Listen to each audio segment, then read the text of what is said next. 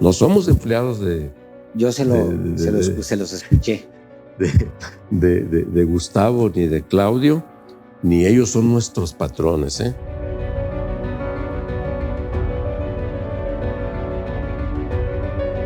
Ya no traíamos per se esta idea que,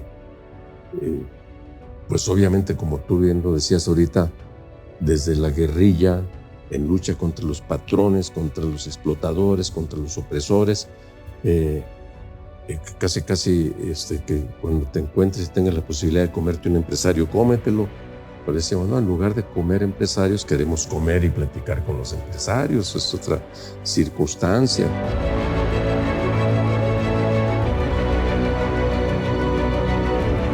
De que no estamos peleados con este sector empresarial que quiere el bien del país, que se opone al autoritarismo que está en curso y que podemos ser aliados, que podemos caminar de la mano sin que nos impongan condiciones, porque ciertamente se dio la circunstancia de las reuniones aquellas en casa de Claudio, porque aparecían como los mediadores ante las desconfianzas elementales y naturales entre los partidos.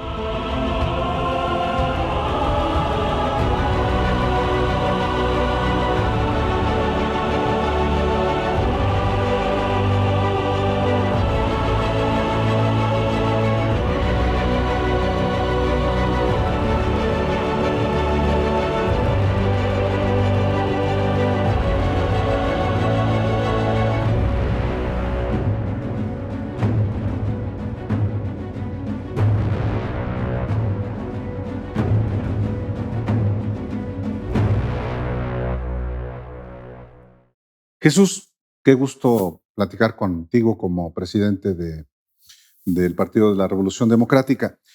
Yo quiero comenzar esta conversación con lo siguiente. Tú eres, a diferencia de los otros dirigentes partidarios de Va por México, Marco Cortés y Alejandro Moreno, eres el más veterano, lo digo en el mejor sentido de la palabra, de la política y hasta de la guerrilla. Tú sí conoces a Andrés Manuel López Obrador, el presidente de la República. Fuiste compañero de él en el PRD. Y con todo ese bagaje, yo quisiera preguntarte de entrada, ¿cómo defines la encrucijada en la que se encuentra México? ¿Y cómo defines también estos dos proyectos, o si es que hay un tercero, en el que hay una tensión desde el punto de vista institucional? Pues hay dos coaliciones que ya inclusive participaron juntos en la primera elección, la del 2021, y cómo hacerle frente con esta que es el mayor esfuerzo unitario de la oposición en su izquierda a un proyecto que encabeza un personaje como López Obrador.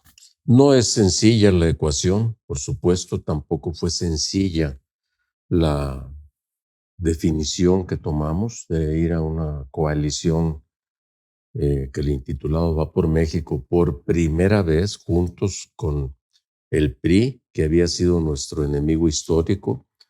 De ahí surgimos de una ruptura y confrontación con el PRI. Una parte del PRD surge precisamente como resultado de una escisión del PRI, encabezada por Cuauhtémoc Cárdenas, y la otra vertiente fue la de el movimiento, el Partido Socialista, el Partido Mexicano Socialista, que al mismo tiempo había surgido de una confluencia de fuerzas muy diversas de la izquierda, una izquierda que se había forjado en las luchas electorales y otra izquierda que venía de luchas sociales y hasta de movimientos radicales como la guerrilla, donde yo formé parte a principios de los años 70.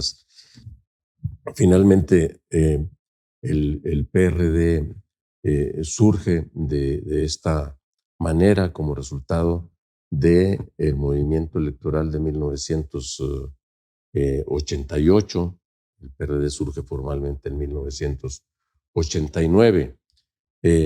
Y llegar después a un momento en el que estuvimos a punto de, con López Obrador a la cabeza en el 2006, de arribar a la presidencia de la República, él como nuestro candidato, y que pues no se logró que esto sucediera en un momento en que, por cierto, había un gran equilibrio entre las fuerzas políticas. En ese año de 2006, ningún partido había ganado por sí solo la mayoría en las cámaras de diputados y senadores. Y entonces, pues la lucha postelectoral fue acompañada por el PRD en aquel momento. Pero ahí también empezó, Álvaro, en ese 2006, el distanciamiento propiamente dicho con Andrés Manuel, porque ellos pretendieron que el movimiento de resistencia como protesta electoral se fuera prácticamente conformando como un partido de lo que después surgiría Morena, y que todo mundo se plegara plenamente a las decisiones, a los lineamientos que Andrés Manuel marcaba. Por ejemplo, él tomó la decisión de que se hiciera el campamento en el Zócalo y a poner prácticamente sobre todo Reforma, desde el centro histórico hasta el Auditorio Nacional, tiendas de campaña, y a la ciudad que le había dado más votos, millones de votos en esa elección, la castigó fracturándola a la mitad. Nosotros decíamos, mejor todo este caudal potencial electoral debieras aprovecharlo para construir el 2012, para formar un gabinete alterno y estar dando la lucha desde allí, y que entonces se evidencie que la razón estaba de este lado. Él tomó la decisión unilateralmente y dijo, ustedes ténganme confianza, esas cosas yo no las comparto, esos métodos no los comparto, y es mejor la lucha directa de masas así, que se exprese la gente. Bueno, y a todos los que no estuvimos de acuerdo, aunque lo acompañamos a los campamentos, pues nos empezaron a satanizar. Entonces empezaron a hablar de los chuchos traidores, etcétera, que estábamos en el PRD, que además ni siquiera dirigíamos el PRD en ese entonces, porque lo dirigía Leonel Cota, exgobernador de Baja California Sur. Y ahí empezó el distanciamiento que se fue agrandando. López Obrador se fue yendo por su propia vertiente. Después aparecería en el 2009 abanderando a candidatos del PT en Iztapalapa. Recordemos aquel episodio tan denigrante para la política del Juanito, que lo obliga a ir de candidato diciéndole, y tú en cuanto ganes, porque vas a ganar, con mi apoyo, vas a renunciar y vas a darle el paso a Clara Brugada para que sea ella la jefa delegacional. Entonces, bueno, mucho menos con eso estuvimos de acuerdo. En realidad, incluso en ese momento que ya, cuando se dio lo de las elecciones del 2009, lo del Juanito, en Iztapalapa, Ortega era el presidente del partido. En una lucha interna que se dio contra Encinas apoyado por López Obrador desde fuera. En ese momento, cuando se dio lo de Iztapalapa, si se le hubiera aplicado el estatuto a Andrés Manuel López Obrador, se le hubiera expulsado. Y no quisimos hacerlo, no lo quiso hacer Jesús, pero ya la brecha se había abierto. Las circunstancias nos llevan otra vez a juntarnos en 2012, debido a que pues nosotros, como una vertiente de izquierda, digámoslo así, más moderada, más propensa y convencida de que la lucha por la democratización del país debía avanzar más en la perspectiva de afianzar la transición democrática, reglas que fortalecieran a las instituciones republicanas, y coincidíamos más en la posible candidatura de Marcelo como candidato a la presidencia de la República para el 2012. Y bueno, encuestas ahí que se presentaron, interpretadas de manera diferente, raras, lo recordarán quienes vivieron ese episodio. Nuestra lectura era que quien había ganado las encuestas y tenía más potencialidades de crecimiento para ganar la presidencia de la República con más positivos a su favor era Marcelo Ebrard y no Andrés Manuel. Andrés Manuel amenazó con la ruptura y dijo, si no aceptas que yo te gané, Marcelo, entonces yo voy a ir de todas maneras a ser candidato de quienes me quieran postular. Marcelo terminó echándose para atrás y no tuvimos de otra más que ir con Andrés Manuel de nueva cuenta como candidato a la presidencia de la República. Lo acompañamos, lo apoyamos sin reservas, con todos los recursos del partido. Pero después de las elecciones del 2012, él mismo dijo, hasta aquí llegamos. Yo creo que se requiere un aireamiento de la vida política nacional y voy a ir a buscar la legalización de Morena, que se había creado desde el 2006, se había ido creando, consolidando en la resistencia posterior a esas elecciones tan cuestionadas. Y entonces dijo, y pues hasta aquí llegué, yo ya no continúo vinculado con el PRD, nada les debo, nada me deben, estamos en paz, me lo dijo en privado en un desayuno que tuvimos previo al evento que unos días después haría en el Zócalo de la Ciudad de México, en donde dijo esencialmente las mismas palabras, ¿no? Entonces, ahí empezó claramente el distanciamiento. Ya en el 2015 fue con Morena a las urnas, nosotros nos mantuvimos como PRD, fuimos todavía una fuerza que tuvo mayores votos y mayor representación en la Cámara de Diputados en el 2015 que Morena. Y por eso también, cuando llegamos al 2018, que ciertamente un sector del partido al que no nos opusimos nosotros hizo un planteamiento que acompañamos de ir a una amplia alianza, una amplia coalición para alcanzar la presidencia de la República, para ganarle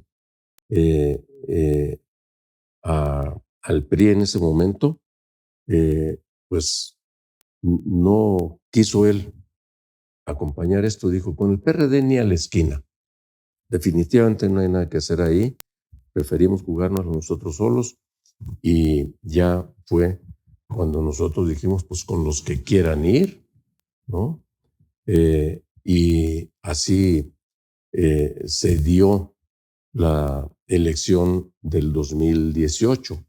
No faltó quienes nos dijeran que nos estábamos equivocando, que tanto que habíamos acariciado la posibilidad de ganar la presidencia de la República, ahora que en el 2018 estábamos en esas posibilidades, estábamos yéndonos por otra coalición que fue la que hicimos junto con el PAN y con MC, con Anaya a la cabeza. Y digo, no nos estamos equivocando. Los que están equivocando son ustedes, porque van a ver lo que va a resultar cuando López Obrador sea presidente de la República. Va a acentuar sus rasgos más autoritarios, más menos democráticos, y va a empezar a imponer un conjunto de decisiones. Pues ya lo estamos viendo, todas las promesas que está haciendo de campaña no tienen nada que ver con una racionalidad ni política, ni económica, ni social.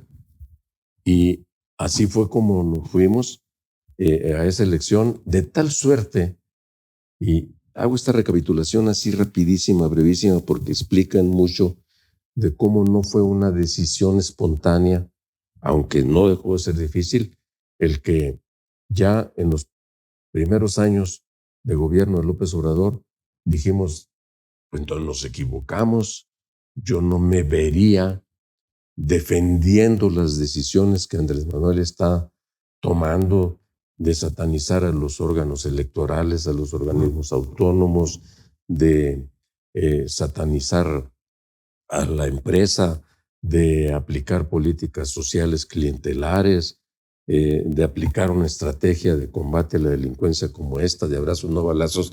Yo no podría de ninguna manera verme defendiendo eso, y no nos equivocamos en la decisión. De tal suerte que, si bien fue cierto que después de las elecciones del 2018 y que el PRD cae en su porcentaje de votación, alcanza 3 millones de votos con 5.5%, dijimos, ni una alianza más ya. Vamos a buscarla por nuestra propia cuenta, la participación, y a posicionar al partido, a que aparezcamos con mayores potencialidades. Si bien es cierto que eso sucedió y que esa fue una convicción o una conclusión inmediata a la que llegamos, cuando vimos lo que estaba pasando y toda la tendencia, a nuestro juicio, autoritaria y equivocada que fue tomando el gobierno, dijimos, a ver, aquí está sucediendo una situación extraordinaria, y para situaciones extraordinarias, acciones y respuestas extraordinarias. Y entonces fue cuando se empezaron a dar los acercamientos de nueva cuenta con el PAN, con otras fuerzas que son las que se agruparon en Futuro 21, que andaban buscando su registro.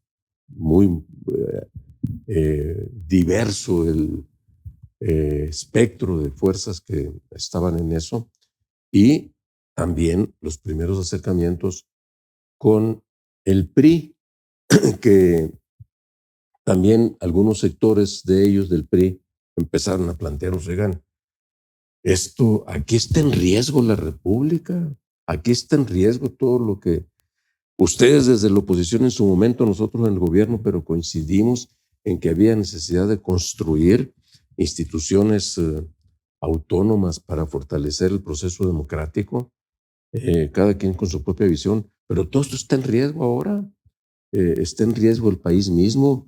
Entonces vamos sentándonos a platicar, a ver, examinar la posibilidad de ir juntos. Y ahí fue también en ese marco, en ese contexto, mejor dicho, en el que aparece lo que después se conocería como este agrupamiento de organizaciones de la sociedad civil que tomó el nombre de Sí por México, ciertamente liderado por Gustavo de Hoyos, a la sazón presidente de Coparmex, y Claudio X González, que también en ese momento dirigía Mexicanos contra la Corrupción y la Impunidad. Y empezamos a tener las primeras pláticas al respecto, en el marco de las cuales, al mismo tiempo que manteníamos las pláticas bilaterales con el PAN por un lado, con sectores del PRI por el otro, que nos fueron convenciendo de la necesidad de tomar una decisión de este calibre, de este tamaño. Y entonces, claro que no fue una decisión sencilla, pero tampoco fue espontánea, sino resultado de un proceso evolutivo, de un proceso en el que se fueron concatenando diversas circunstancias, diversos momentos, diversos episodios, y fue casi como natural el decir, es una necesidad el que vayamos juntos los tres partidos, y al mismo tiempo también en alianza con esta vertiente de la sociedad civil. Admito, hay momentos en la historia de los países, y lo digo yo que vengo ya prácticamente con 50 años de lucha por la transformación del país, estamos hablando de medio siglo, y he vivido distintos momentos en distintos niveles también y tipo de actividades, pero hay momentos en la vida de un país en el que las circunstancias te obligan a tomar decisiones que a lo mejor 1 o 2 años antes te parecían imposibles de tomarse.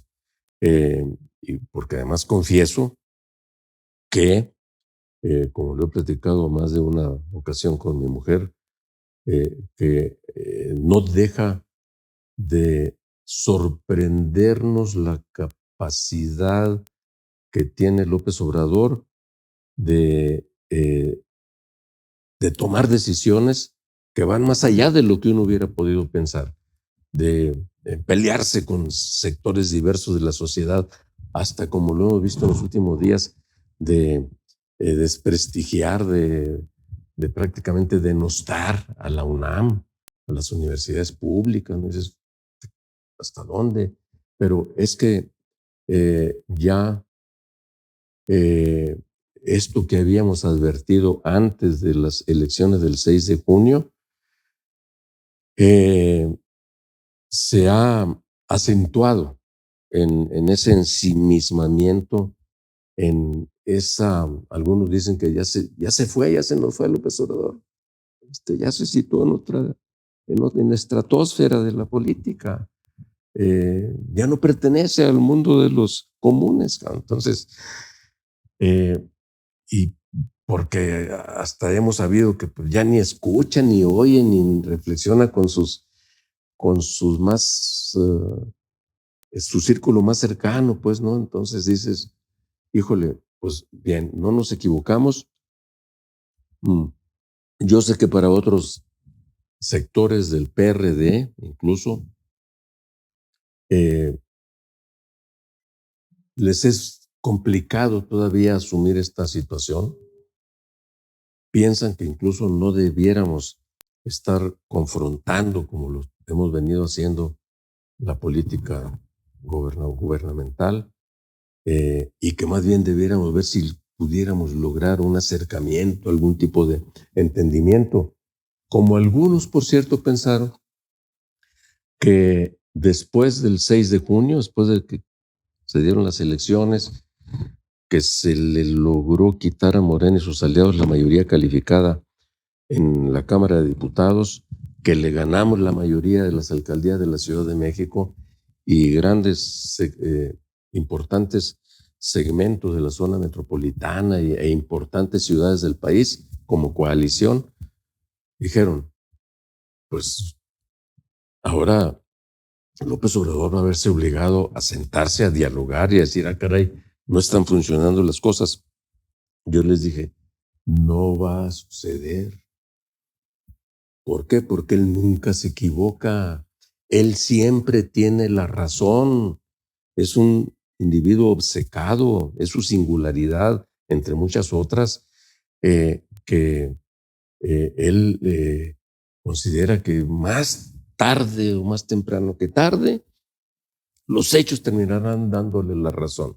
Así en su terquedad por llegar a la presidencia de la República, finalmente cuando llega sin contrapesos en el 2018. Bueno, él dice, pues así va a terminar la historia dándome la razón, ¿no? Porque él va de la mano del curso de la historia. Entonces, y sé que otros personajes que como el ingeniero Cárdenas, pues fue fundador del PRD, fue el articulador original del PRD, ha dicho, pues es que eso no tiene ni pies ni cabeza, ha dicho de la coalición, y hay un programa articulado. Él está en todo su derecho de juzgarlo, aunque también es crítico frente al gobierno de López Obrador, diciendo, pues para mí eso no es izquierda, pero no va más allá de esto, no ha sido en eso muy cauteloso, ¿no? Pero bueno, así es como nosotros arribamos a este escenario. Me gustaría mucho que nos detallara los primeros encuentros que tiene Jesús con Claudio X González, con Gustavo de Hoyos, las primeras llamadas que se tienen, de dónde vino la invitación, todo ese para medianamente entender cómo fue el acercamiento original para formar lo que tienen ahora. Sí, mira, en realidad nosotros habíamos venido estando muy atentos a los pronunciamientos que había venido haciendo la Coparmex como tal, en voz de Gustavo de Hoyos. Y habíamos tenido algunos acercamientos a invitación de ellos a algunas reuniones que habían ellos organizado con representantes empresariales para escuchar el punto de vista de los partidos políticos, en el caso concreto de nosotros. A Claudio lo conocemos también desde que dirigía a qué agrupación Mexicanos Primero, Mexicanos Primero. Sí, que se dedicó a todos los asuntos de la educación, ¿no? Sí, sobre todo en la reforma educativa derivada del Pacto por México. Bueno, él, pero yo lo conocía desde antes, ya en lo del Pacto por México volvimos a coincidir allí para conocer qué estaban pensando ellos, ¿no? El grupo de Mexicanos Primero. De tal suerte que ahora también ante la nueva situación, desde por allá, ¿qué sería? Quizá por julio, agosto del 2020,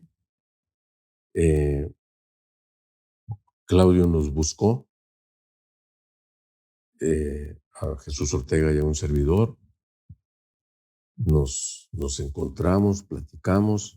¿En dónde se encontraron esa primera vez? Aquí en la Ciudad de México, en una oficina aquí nuestra que tenemos en la Ciudad de México. Y él fue a visitarnos ahí a esas oficinas. Y allí ya nos hizo el planteamiento de que pues él había estado hablando por su lado, él y Gustavo, con el PAN, con el PRI, que en ese momento el PRI estaba en su proceso interno para definir la presidencia nacional del partido. Y también estoy platicando con Margarita Zavala, que andaban formando su propio partido, y con MC, con Dante y con Clemente Castañeda.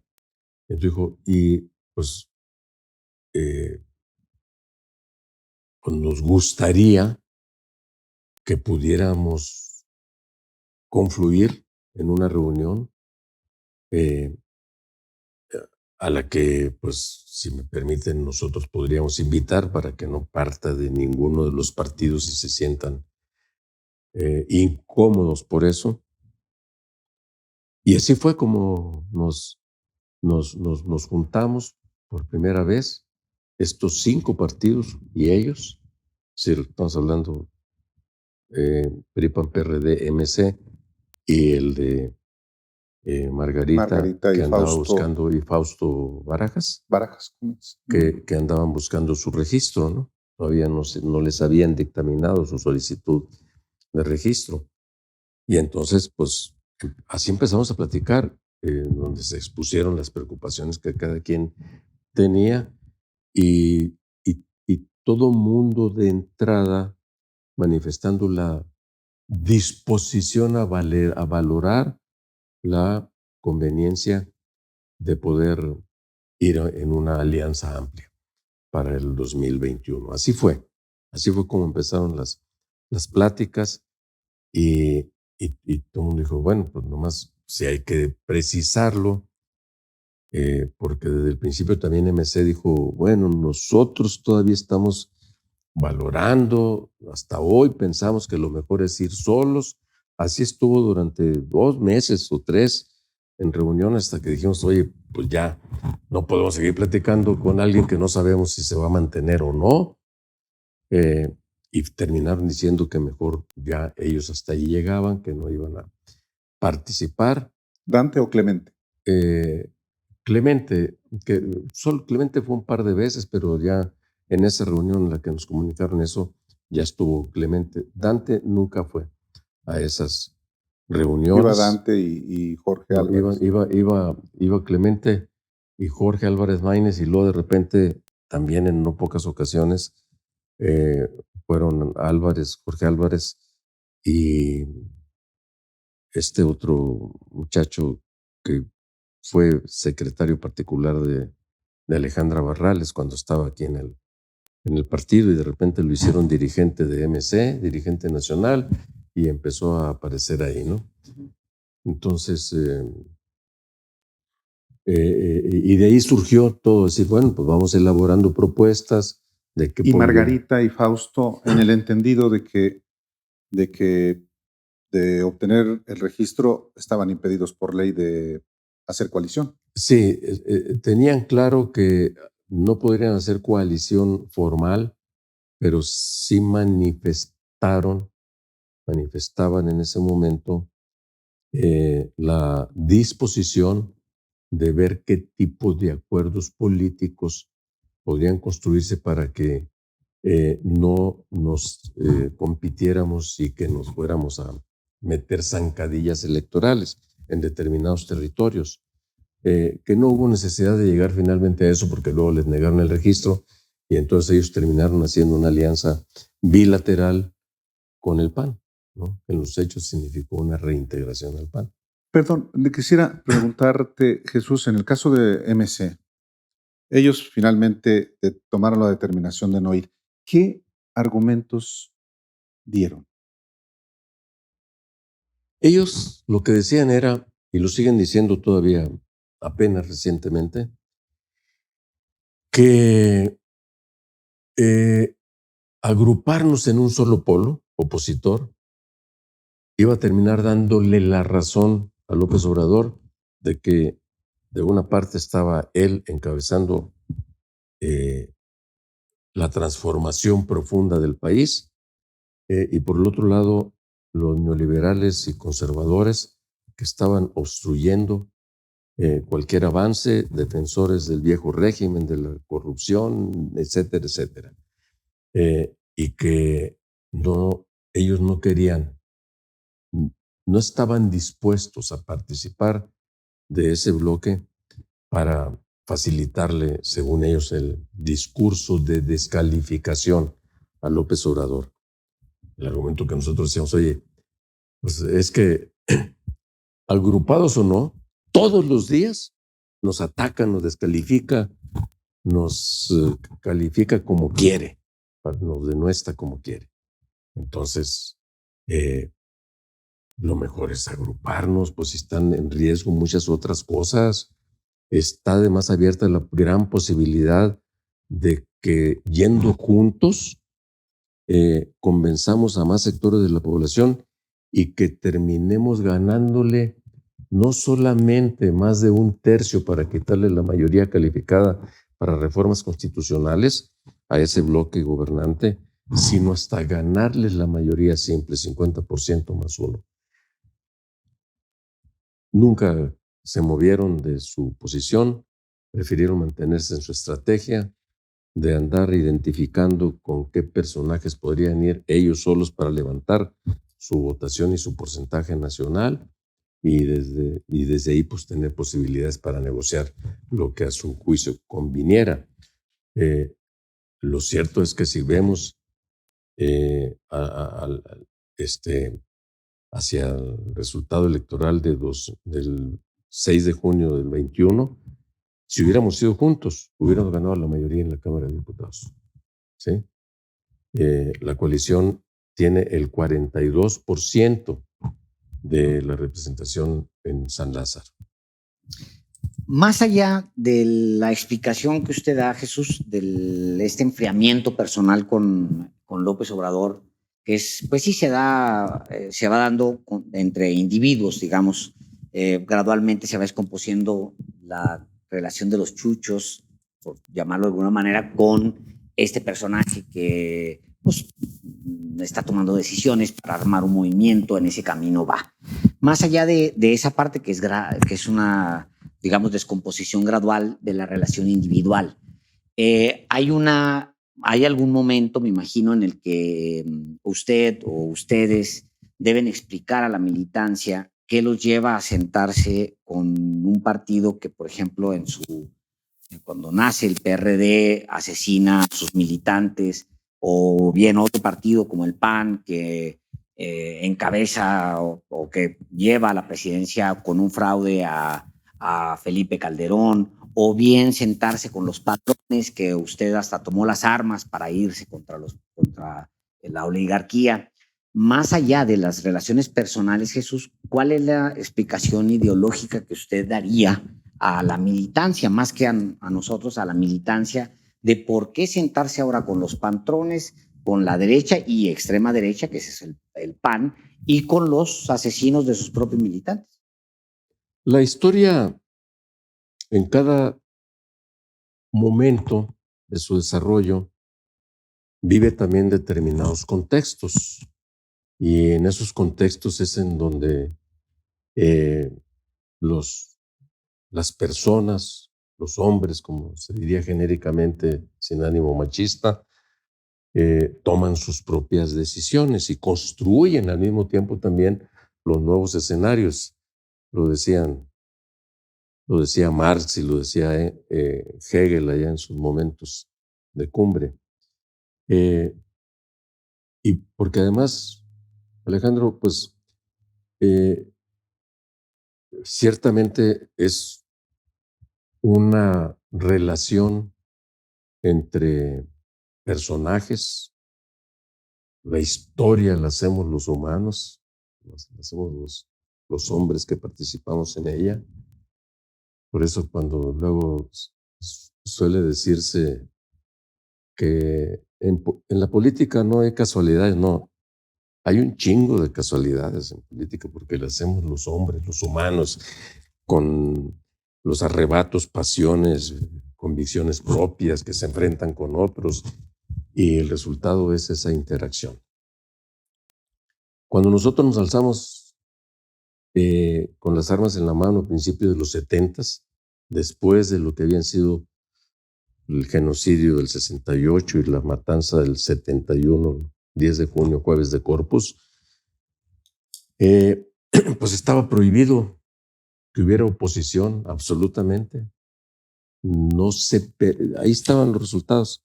Protestar era prácticamente, tenía como consecuencia que o te mataran, te metieran a la cárcel, te apalearan, te desaparecieran o lo que fuera. Y entonces dijimos, pues solamente pues a este régimen se le puede combatir con la violencia revolucionaria. Esa era nuestra convicción.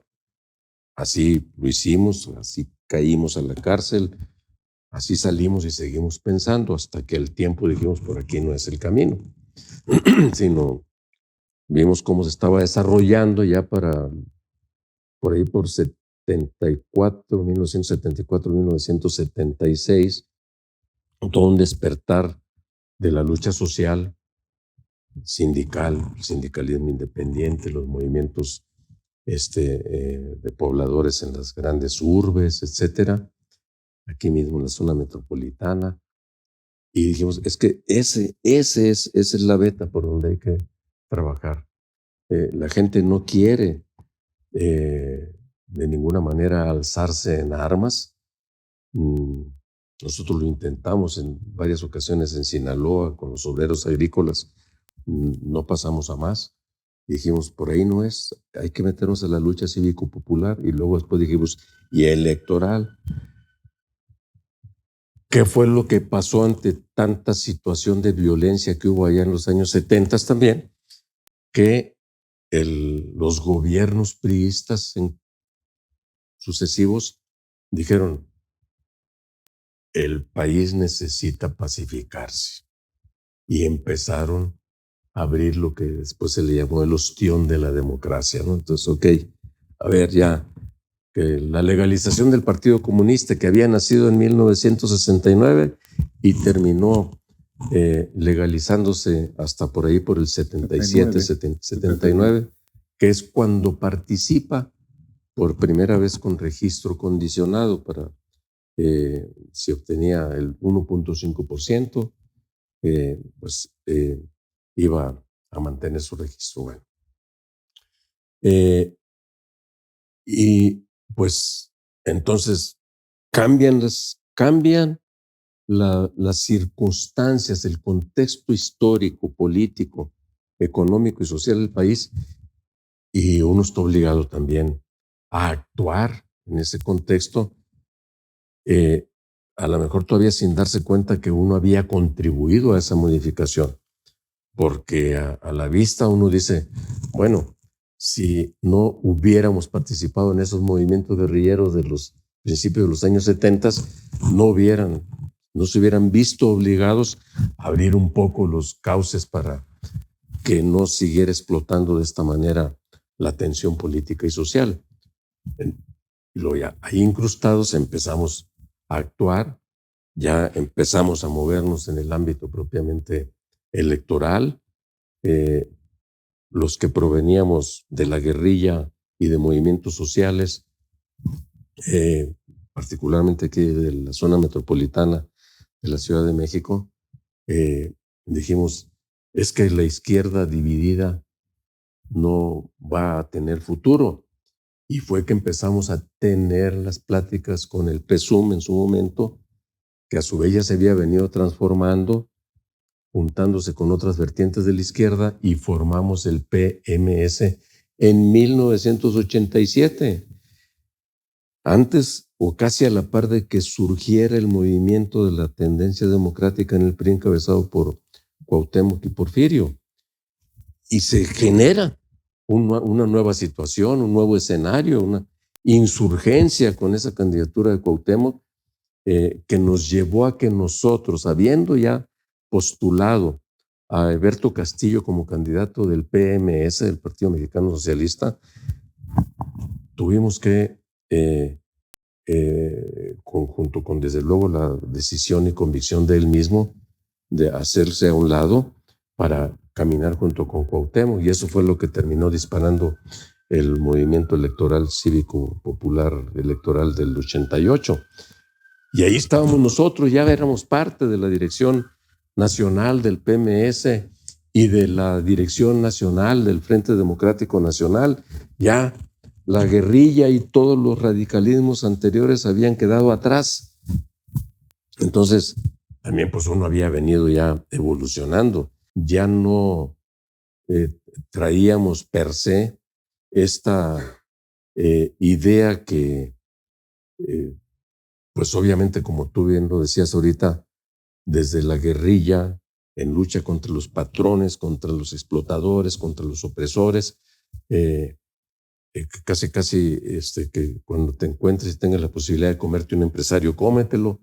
Pero decíamos, no, en lugar de comer empresarios, queremos comer y platicar con los empresarios. Es otra circunstancia, porque si no vas a cambiar el país por métodos revolucionarios, entonces tiene que ser ergo por métodos democráticos, por las vías institucionales, y aceptar, por lo tanto, también las reglas que te da la democracia. Y desde luego, si ves que las instituciones o esas reglas no están funcionando, la propia Constitución te da los instrumentos y los mecanismos para que puedas transformarlas, reformarlas desde el seno mismo del accionar de las instituciones. Y así es como uno va tomando sus decisiones en cada uno de estos contextos. Y así, por ejemplo, con el primer partido grande con el que el PRD empezó a hacer alianzas fue con el PAN. Y por cierto, las empezó a hacer López Obrador. Cuando fuimos con Toño Echevarría Padre en Nayarit, que él rompe con el PRI y terminan postulándolo el PRD junto con el PAN, cuando López Obrador era presidente nacional del partido.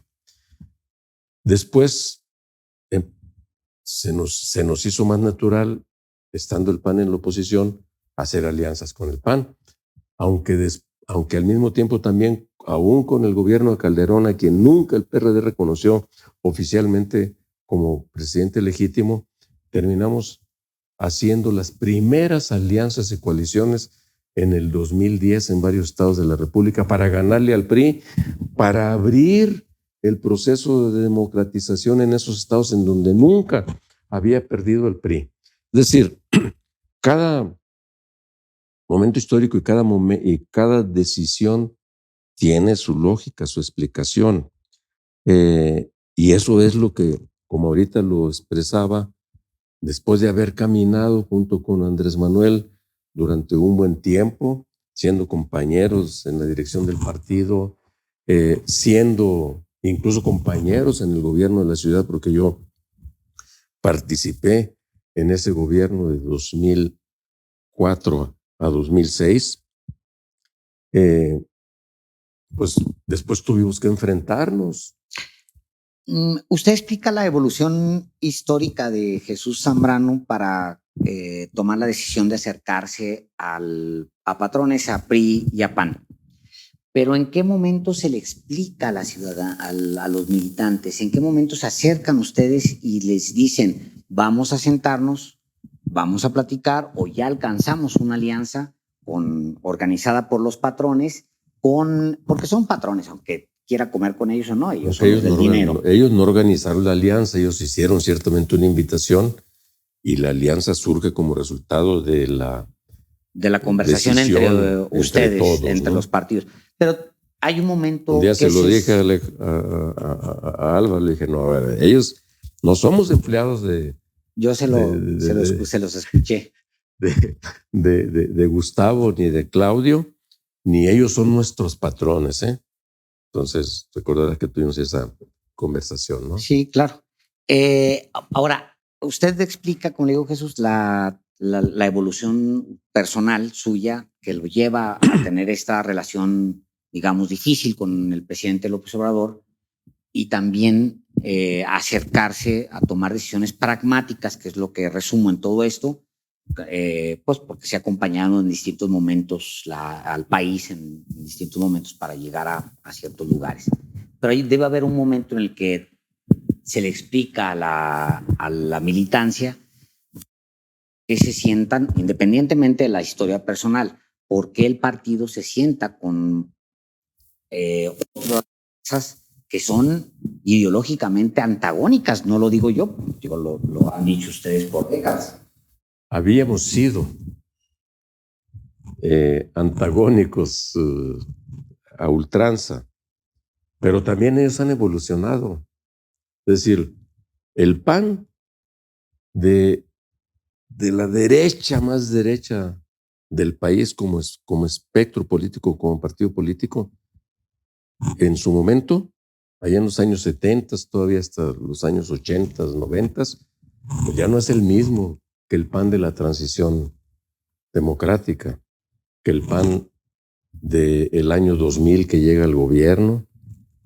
Evolucionan y se coloca más como un partido, diría yo, de centro derecha, si lo queremos calificar desde esta perspectiva de la geografía política tradicional. El PRI incluso pues había venido perteneciendo a la Internacional Socialista. Ellos decían que son, incluso siguen diciendo algunos sectores que son socialdemócratas, ¿sí? Y han ido dejando atrás el viejo nacionalismo revolucionario de carácter estatista y se han ido colocando más, digámoslo así, en una especie de centro político. ¿Sí? PAN y PRI se movieron hacia la izquierda. Ustedes PAN se movieron y nosotros hacia la nos derecha. Movimos, si se quiere ver en esta perspectiva, nos movimos de una extrema izquierda hacia una suerte de centro izquierda. Todo mundo nos movimos desde las viejas posiciones que teníamos hace 20 años a un nuevo momento, una nueva circunstancia, pues, ¿no? Entonces, claro que todo esto lo hemos discutido con nuestros cuadros, con nuestros compañeros, a veces en discusiones fuertes, no sencillas, pero por ejemplo, la decisión de ir en esta coalición de lo que después Va por México, la tomamos por unanimidad en una reunión nacional de todos los dirigentes y corrientes del partido. Desde luego asumiendo que había quienes dijeron, a ver, no estamos tan convencidos, pero queremos contribuir a una decisión en donde caminemos juntos y después revisamos, está bien.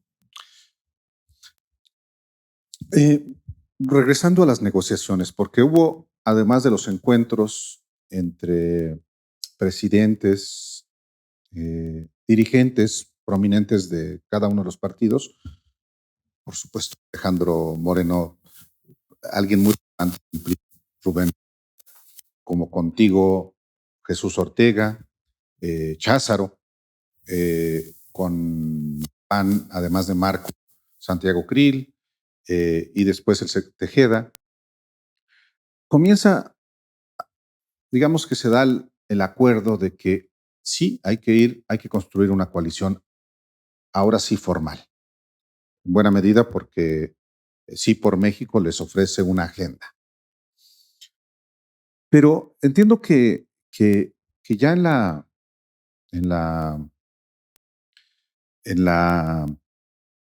arrastrar el lápiz, se vea, bueno, obviamente se pensó primero que iban en tantos distritos, fueron creciendo, viendo las posibilidades que tenían.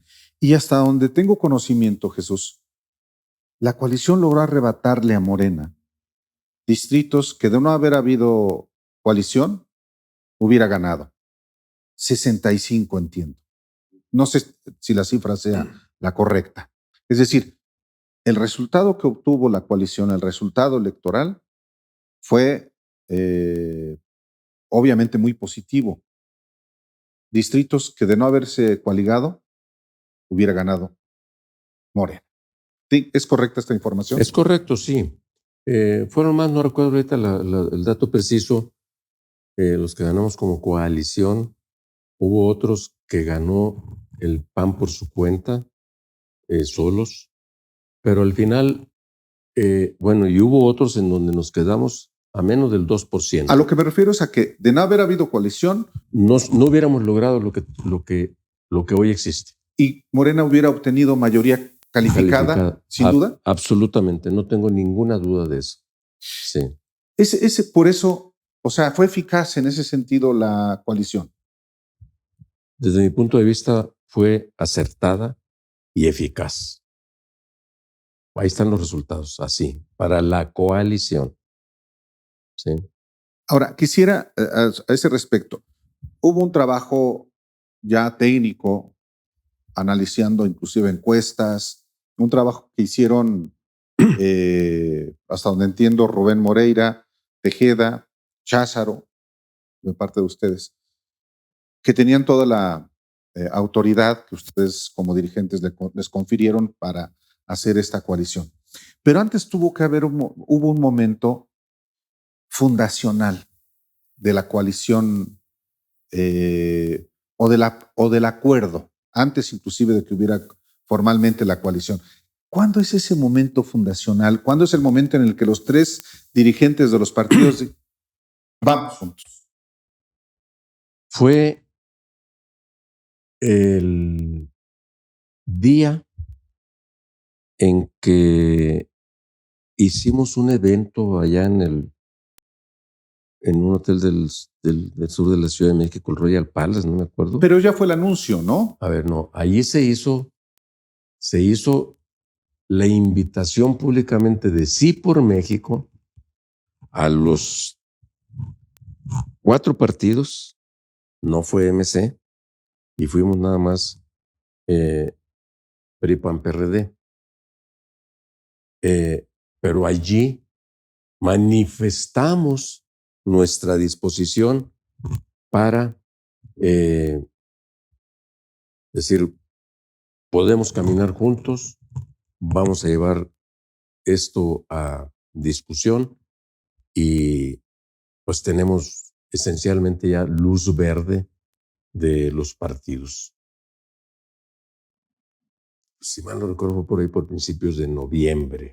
Pero esa fue ya... Pero ese día, voy para allá, ese día se vencía el plazo para registrar la intención de coalición en San Luis Potosí.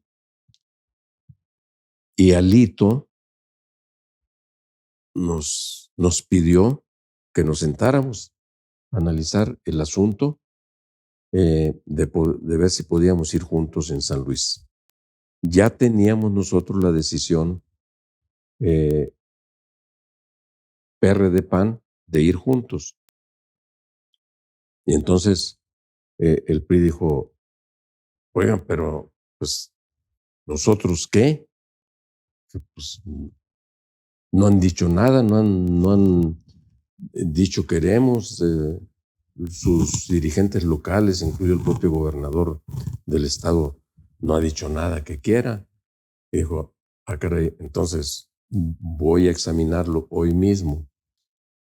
Más tarde, ya por la noche, supimos que el PRI ha tomado la decisión de sí incorporarse a esa manifestación de coalición. Pero ahí mismo en esa reunión, ya dijimos, oigan, nomás hay que sentarnos ya formalmente, que se sienten los representantes electorales formalmente a examinar cada uno de los distritos electorales en donde podemos ir, quién podría proponer y empezar a hacer el análisis. Nos están ganando los tiempos. El PAN tenía su asamblea a principios, su asamblea nacional para decidir cosas de este tipo a principios de diciembre. Entonces dijimos, pues muy bien, pues que se sienten pasado mañana. Así, si mal no recuerdo, en esos mismos días, pasado mañana. Dijo, muy bien, pongámosle hora y lugar, ya empezaron a reunirse. Ahí fue cuando prácticamente ya se dijo, ok, vamos ya a analizar los 3 partidos por primera vez con sus representaciones, en donde sí y en donde no. ¿Hay un momento en el que destapan la champaña? No, fíjate que en realidad fue cuando ya en diciembre manifestamos ante el INE que íbamos a ir en coalición, pero eran tiempos de COVID. Yo acababa de salir de mi convalecencia, además de mi aislamiento. Acordamos hacer una reunión en plataforma Zoom, cada quien desde sus propias oficinas, PRI, PAN, PRD y los de Sí por México, que no sé dónde estaban ellos reunidos, y entonces allí se hicieron ya las distintas intervenciones que terminaron formalizando, ahí sí ese día, pero pues el champán no hubo oportunidad de degustarlo todavía. Van las historias independientes, la de Marco, un personaje del PAN de Michoacán, y luego la suya, y luego la de Alito, y luego la de Claudio X por su lado, la de Gustavo de Hoyos, y luego la de todos los demás personajes, y al final tienen esto, es un movimiento para enfrentar a otro movimiento que además tiene el poder, y es la batalla por la nación. La batalla por la nación en su reedición, digamos, ¿no? Que ha habido distintas batallas por la nación en la historia. Pero esta batalla va a tener cúspide o uno de sus momentos más importantes para la elección del 2024. ¿Qué es lo que se va a confrontar ahí, Jesús? ¿Cuáles son estos 2 proyectos en esta batalla por los destinos de la nación? Sí, efectivamente, Alejandro. Son 2 proyectos contrapuestos. en sus aspectos esenciales, en lo político, en lo económico y en lo social, en las estrategias para enfrentar los problemas del país.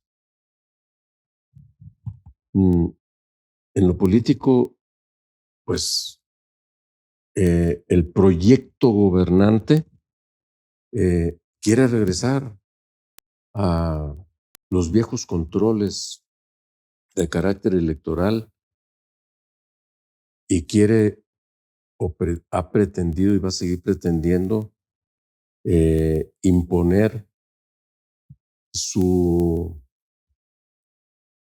visión de que aquí no va a haber de otra para transformar a fondo, como ellos piensan que es transformar a fondo, que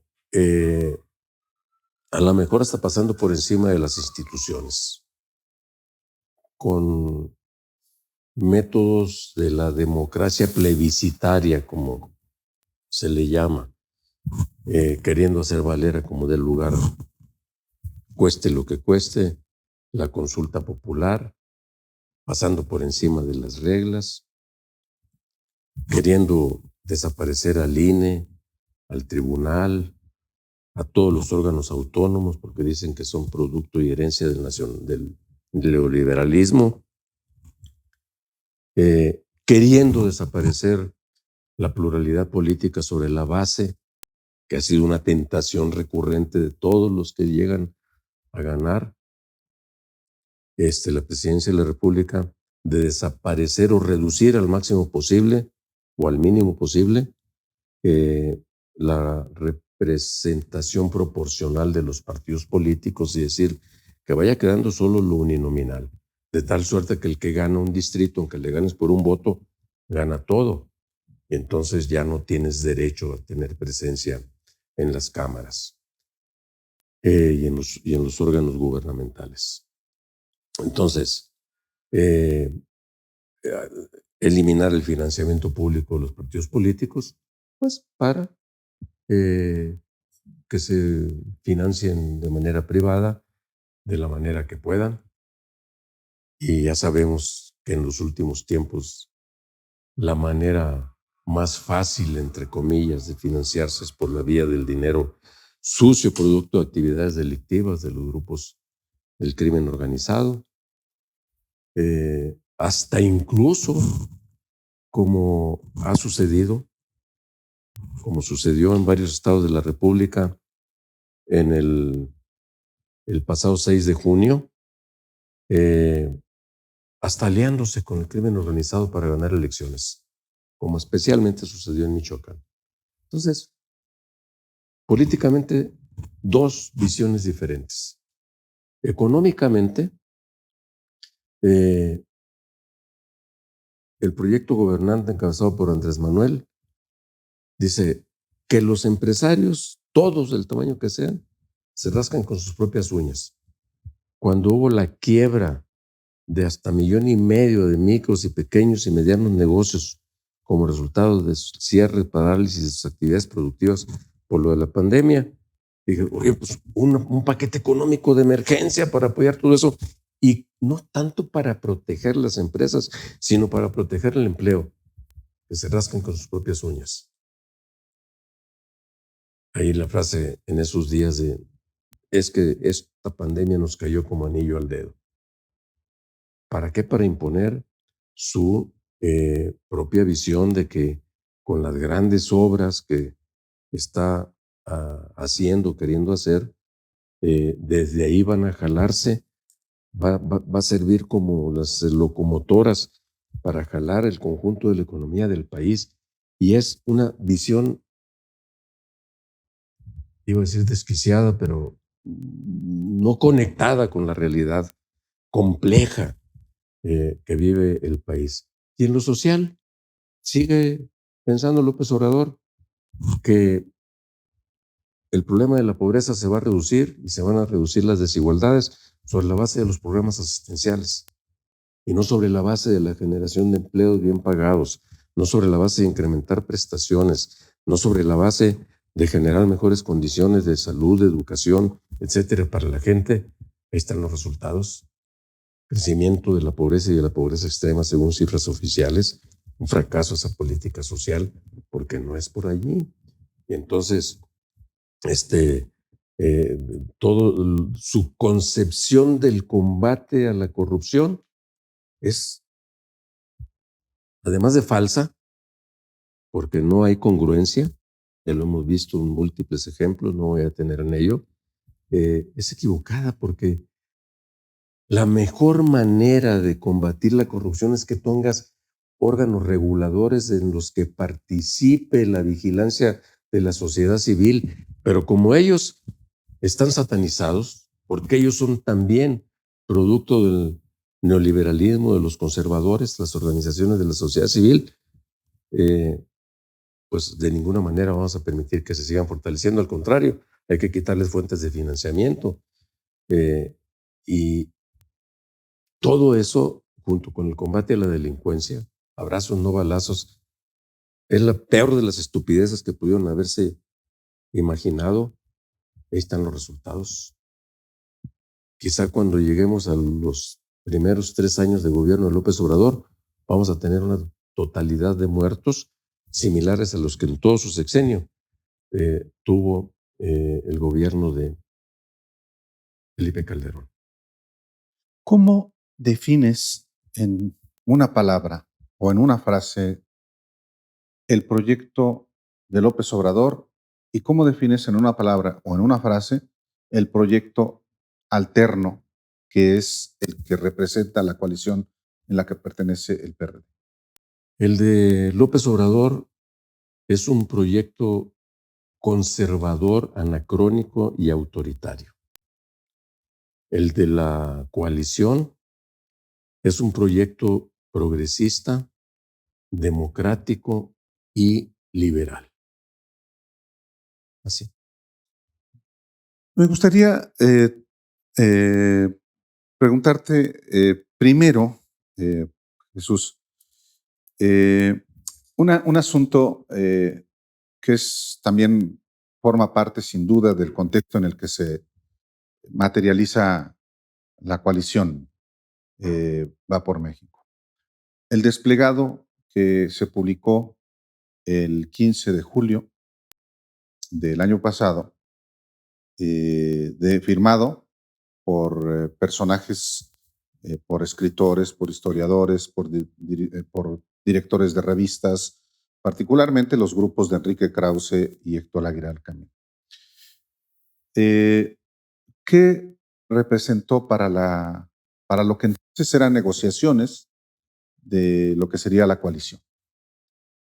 Fue un incentivo más, un aliciente más y un aporte más al debate interno de los partidos para que termináramos convenciendo de que había que atender ese llamado, porque provenía de la intelectualidad, de la inteligencia de este país, de los que han generado o contribuido a la generación de importantes cambios, que por cierto, hay que recordar que históricamente habían estado confrontados Krause junto con Paz en su momento, con Aguilar Camín y Fuentes, ¿no? Ahí Estrella de Dos Puntas es muy ilustrativo al respecto.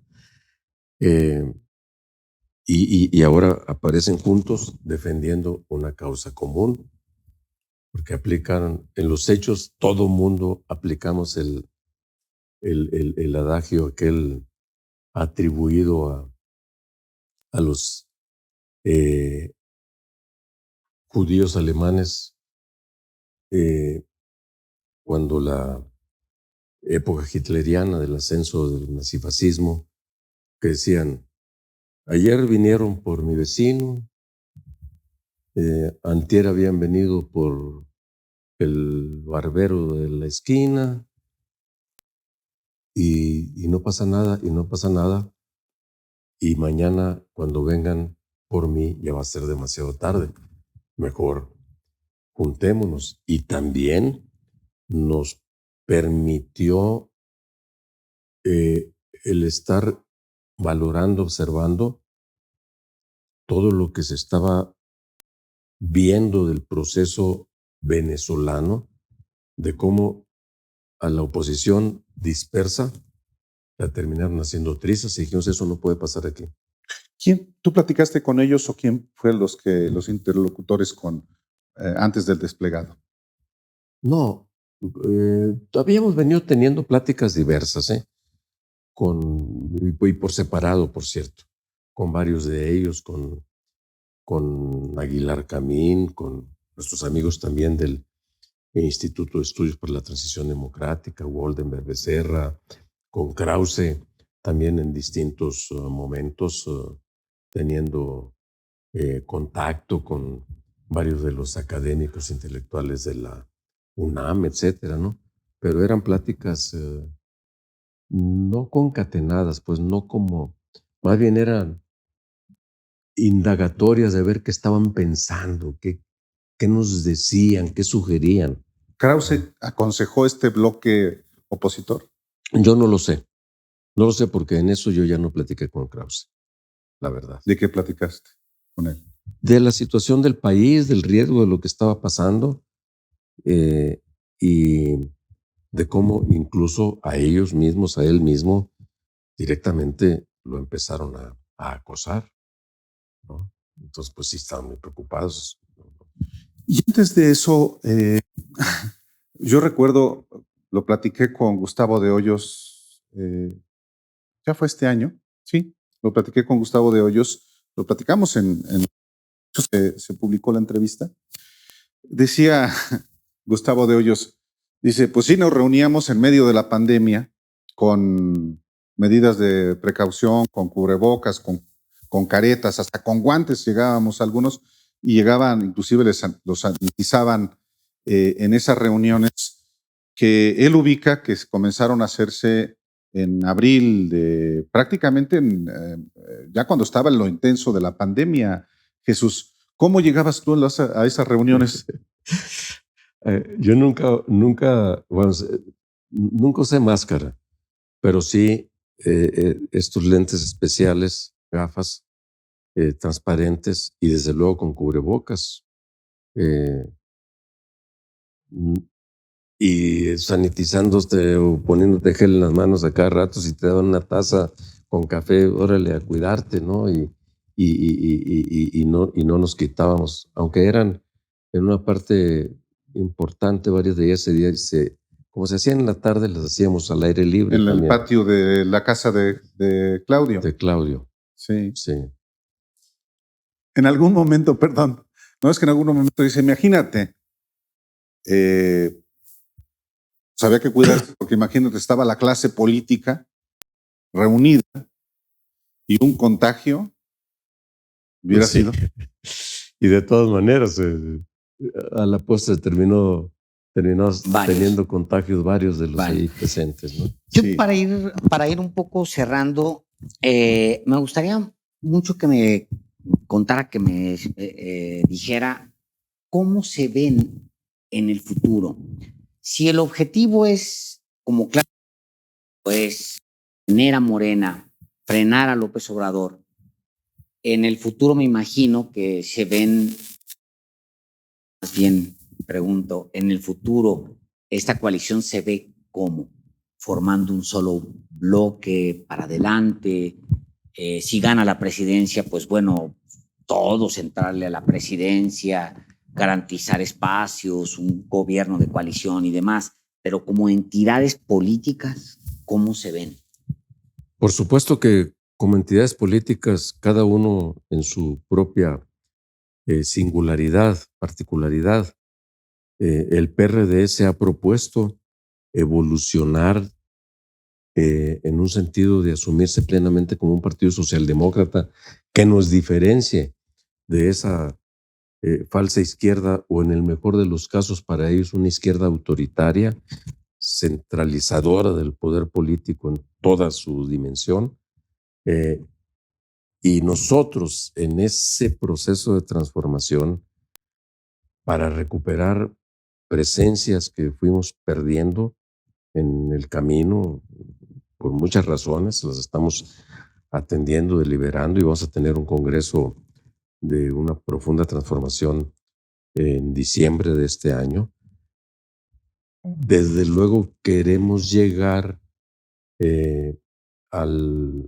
ya llegando hasta el 2024 en mejores condiciones como partido, con mayores fortalezas, con autoridad política y moral, y convencidos de que hay que integrar efectivamente un gobierno de coalición, que haya mayores equilibrios entre poderes, que fortalezcamos los órganos autónomos, que fortalezcamos los poderes legislativo y judicial, que fortalezcamos el municipio libre con mayores recursos, cambiar las reglas del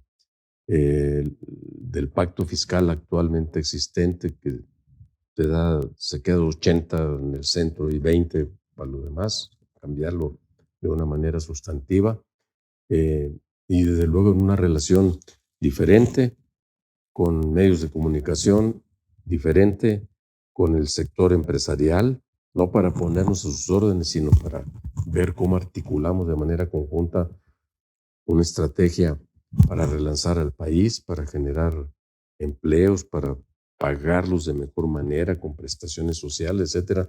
La agenda de Va por México, hacerla realidad, porque si la vemos puntualmente, yo se lo dije a Álvaro en una ocasión, es una agenda socialdemócrata, no es una agenda de los patrones, no es una agenda de la derecha, es una agenda socialdemócrata, que agarra desde luego todo lo que de progresismo tiene la vida del país.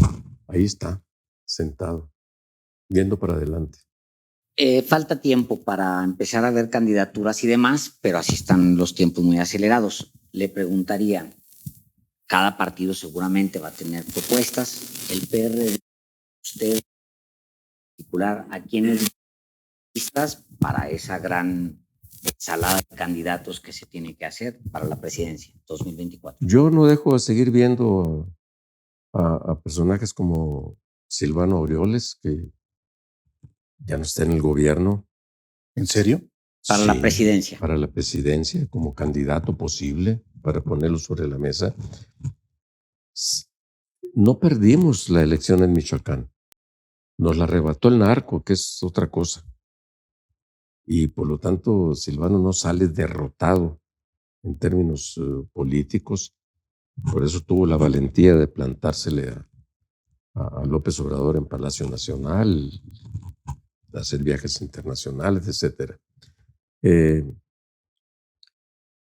Pero más que eso, más allá de situarnos a ponerle nombres de posibles candidatos. Porque los demás sí lo están haciendo ya. Sí lo están haciendo, pero yo soy de los convencidos de que cuando empiecen a calentarse ya propiamente los motores hacia el segundo semestre del 2023 y más aceleradamente, agudizadamente a principios del 2024, va a haber un ánimo político y social muy favorable para la coalición y van a surgir personajes que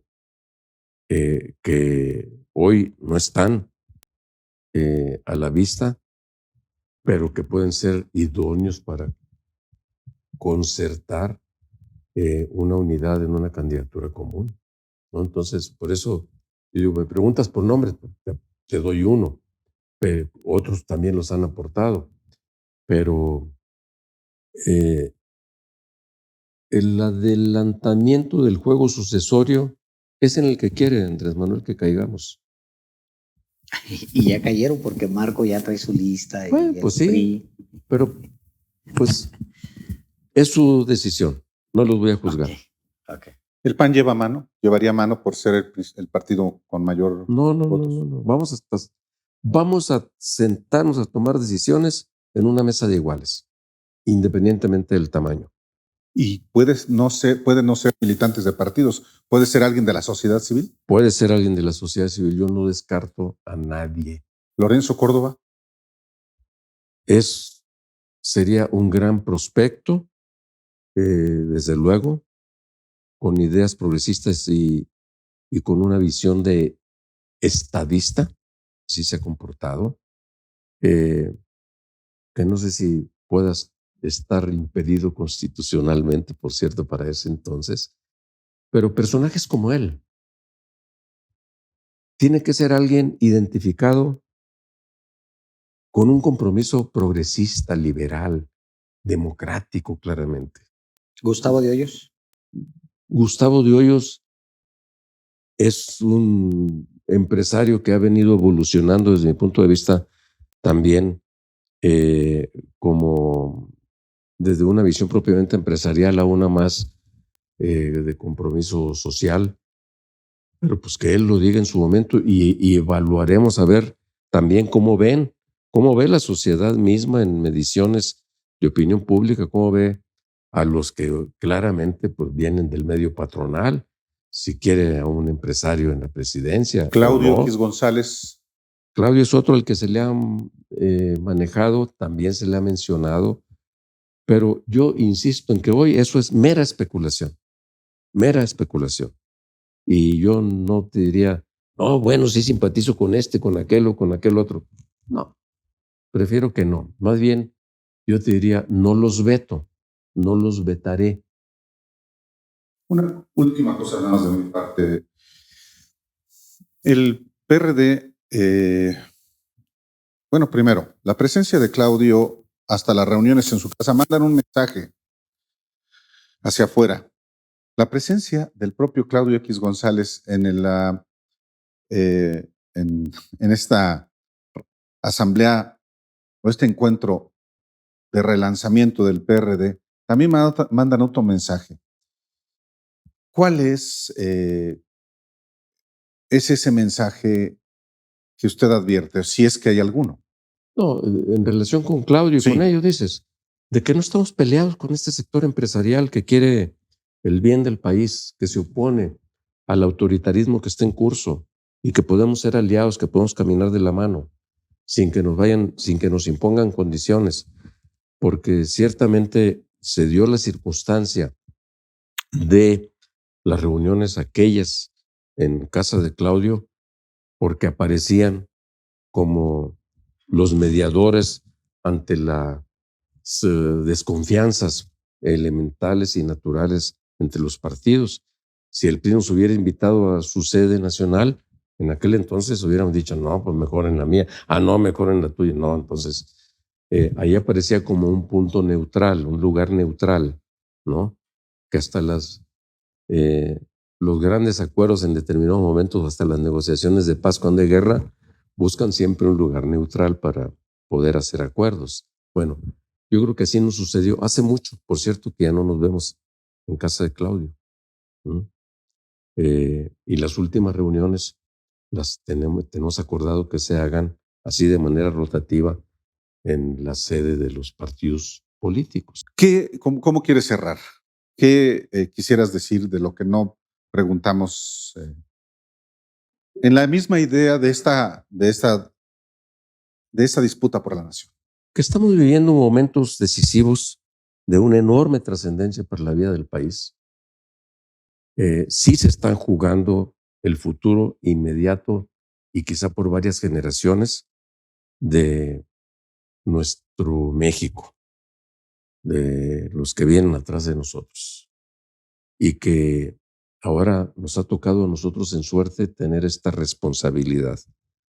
Yo, en lo que me quede de vida útil, tanto el tiempo corto en la presidencia del partido como de mi propia vida como ser humano, después de haber luchado durante 50 años, no me gustaría ver enterrado todo lo que hicimos, todo el esfuerzo logrado, todo lo que construimos, por un proyecto y un personaje que además nunca como tal se asumió de izquierda, aunque haya llegado con banderas de izquierda a la presidencia de la República, y que resultó ser un fracaso para la vida nacional.